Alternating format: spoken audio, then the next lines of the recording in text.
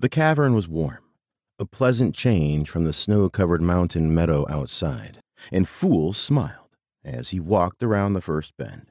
He couldn't remember if these were properly called burrows or warrens, but whatever they were much larger than they used to be. Probably just as musty-smelling, though. He'd always loved marmots. The hoary marmots in the British Columbia interior were his favorites when he was a kid. He'd loved to walk around them because they just didn't care about people.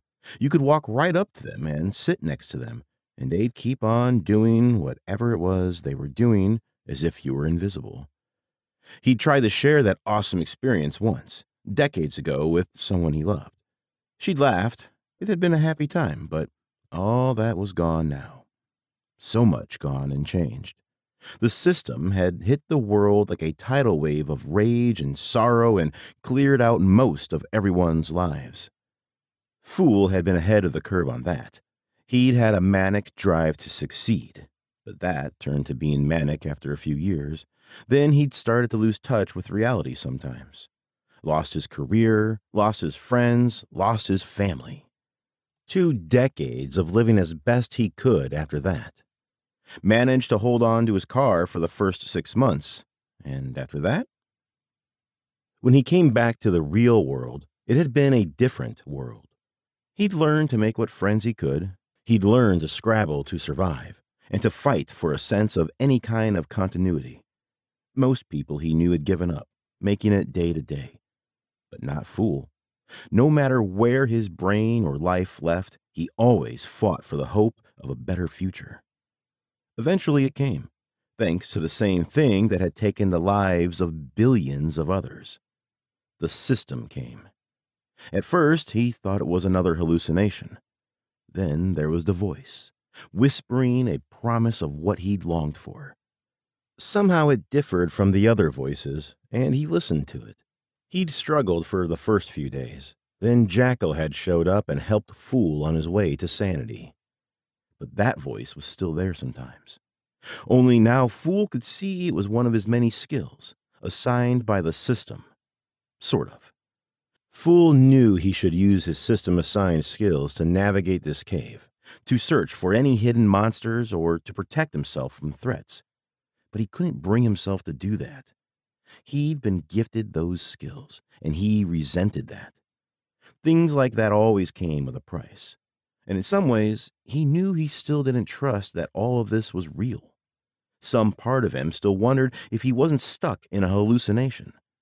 That was stupid, of course. He knew the flavors of mind lies, and these weren't them. These days, magic was as real as cars used to be. So were monsters. Everything had changed. Like the hoary marmots. The cave was warm from them. Even as they hibernated, they still gave off heat and that musty animal smell.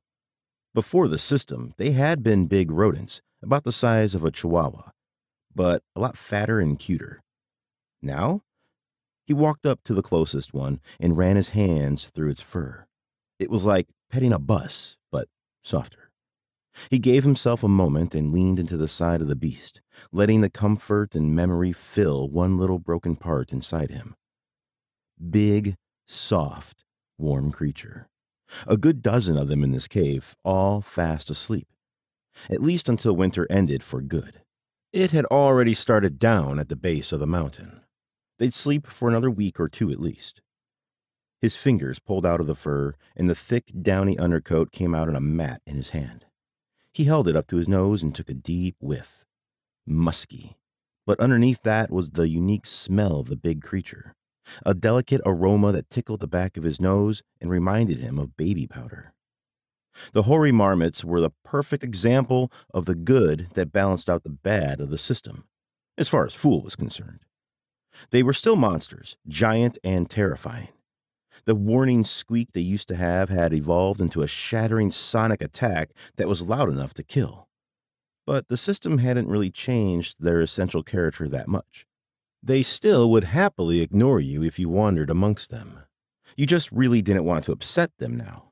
They sure weren't endangered animals anymore.